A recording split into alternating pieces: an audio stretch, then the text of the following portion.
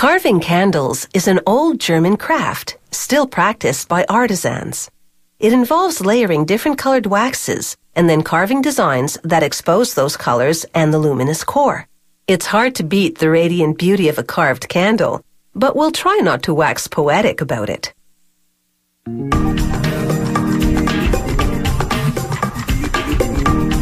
Carved candles are known for their swirls and curls, a look so elaborate that lighting one is an occasion in itself.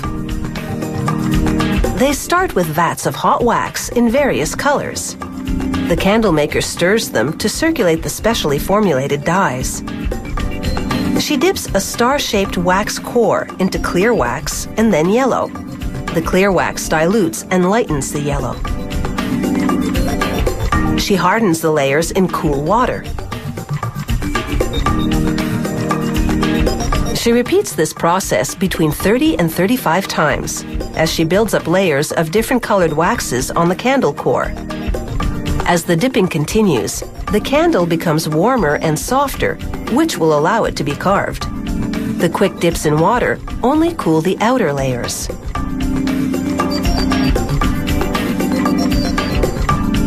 Partway into the dipping, she deepens the grooves in the candle.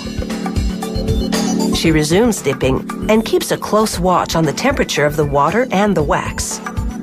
If the candle absorbs too much heat, it will become too soft to carve.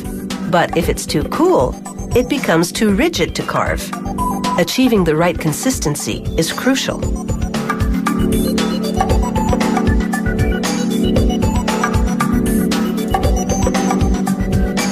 It's almost time to carve, but first she squeezes the drippings together and then slices them off. These multicolored drippings are too attractive to waste, so she shapes them into a mushroom candle.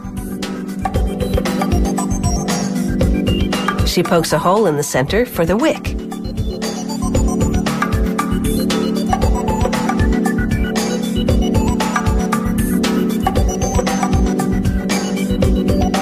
She has just 15 minutes to carve the main candle, or it will be too hard to work with. She slivers the bottom and curls the pieces back. It effectively peels back the layers of color for an eye-catching display. She dunks the row of curls in water to harden them a bit so they don't sag.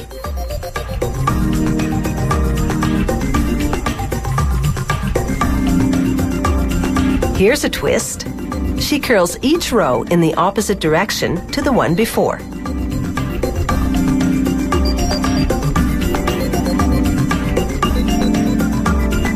She carves a total of 4 rows and curls the last slivers up rather than down. Using a square-edged gouging tool, she cuts a windmill design into the upper section of the candle. Then she shapes the wax cutouts into a deck for the windmill.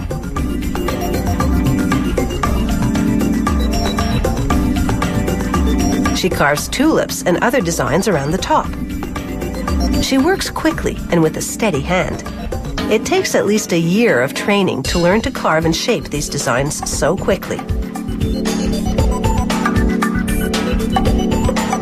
This one is a neat trick. She jiggles a straight-bladed knife to cut the fluted edge of a hummingbird wing.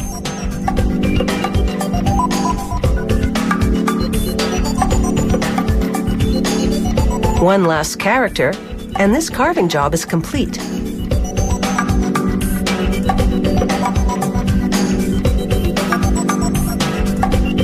Now she presses a device that's a bit like a cookie cutter around the wick. This forms a well that will allow the candle to burn down the center instead of dripping down the sides, which would ruin the carving. She spins it in a hot pan to melt the bottom so that it's level. And while it's still hot, she presses the trademark sticker onto it. Finally, she dips it in an acrylic glaze. This seals everything to the candle and protects the finish. Once lit, the light from the clear core shines through the designs for real glowing beauty.